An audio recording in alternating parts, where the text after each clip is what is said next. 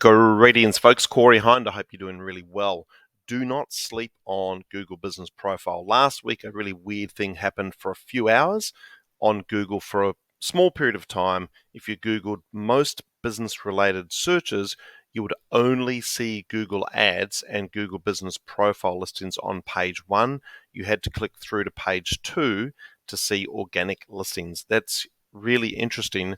I think Google was probably testing things out to see what would happen. Quite a few of us saw that, and it was very interesting. So anyway, suffice to say, it's still super important to optimize your Google Business Profile. When we review Google Business Profiles, the map pack listings, we often find one of these 9 things not in play. So for you as a business owner, this is really important to work through this list and make sure that you can tick all of these boxes. There's 9 points here. We have released these elsewhere, so this might be a refresher for you. But on a Monday morning, what a great way to start the week, because lots of people are getting back into business, back into work, and they're looking for services, and we want to give your business the chance of being that one. So the first thing to check is, do you actually own your listing? Quite often when we review a certain niche or business category, we see lots of businesses that have got an automatically generated Google Business Profile. It's there based on what Google grabs from the internet, but the business owner doesn't actually own it and therefore can't improve it and edit it. And of course, that won't rank very well. So first things first, make sure you own your own listing. That's really, really important. The next point on the list is, this is a basic one. When you set up your listing, if you've generated your listing from fresh, you'll go through the profile and make sure you've completed the whole thing. So as it stands right now, go to business.google.com, go to the dashboard as it now looks in 2023, click on Edit Profile, and make sure you've gone through every possible section and filled it out with the right information, the correct information, some location-based information so Google knows where you are, and also some information with your keywords you want to rank for. That's really important. We've seen businesses elevate right into the top 3 just by doing this step. So make sure that your edit profile is completely filled out.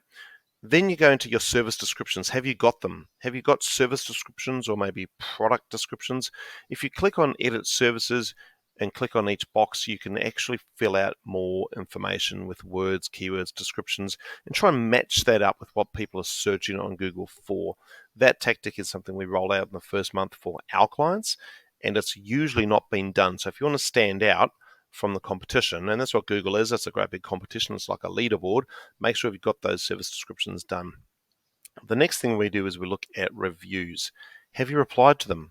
Even the bad ones, you want to reply to all reviews at all times, because it sends a signal to Google that you're an active listing, you care, and generally with all things Google, you want to tick as many boxes as possible so they know you're following best practice and will reward you with traffic and rankings. The next one is, what's your review average? If your average score, when people first look at your listing and see your basic information on that little snippet, if your review average is under 4.0, you might not get the clicks. So you might need to go out there, talk to more clients and get more reviews, and work it in your favor. Talk to clients that are happy with your service and try and get reviews from them, because they're more likely to leave you a 5-star review and boost your average up. Because we know from experience with working with dozens and dozens of clients, we know that if your average review number is above 4, you're much more likely to get clicks on your listing and get business from it.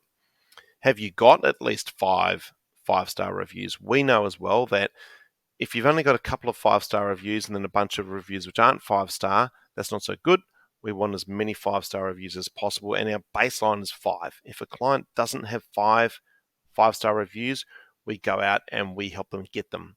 The next thing to tick for your checklist right now is photos. Google has become far more video and photo centric over the years. And so what we do in the first month with a listing is we go through and get all the photos that exist on Facebook or Instagram or wherever, and we upload them to the Google Business Profile, simply because we know it works. Okay, now the next one is we ensure that there's a link from the website to your Google Business Profile. There's a few ways you can do this. We explain this more in our course, but basically you want your Google Business Profile and your website to be linked together so Google knows who you are, where you are. Usually, Google Business Profiles will link to the website in their contact info, but you should also have a link on your website or an embedded map back to your Google Business Profile link as well. Best practice, it works. It's kind of like a big spider web. You want all these links to be in play. The last thing on this checklist today is the updates, or what used to be called posts, which is now called an update. So we want to be doing updates at least once per week. It depends on your competition. Sometimes if you're in a super competitive space, you might need to do more. Likewise, you might not need to do them weekly also, but you need to be aware in your research phase, who are we competing with? What are they doing? Who's up the top? What are they posting about? How often? Can we post more frequently? Can we post better stuff? So that's the checklist for today, guys. Quick reminder, we have a course in a couple of days' time as well.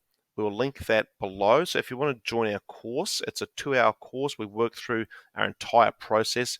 So you're more than welcome to join that as well. I hope this helped, and I'd love to talk to you at some point about your Google Business Profile and your Google existence in the future too. Thanks for listening. Bye for now.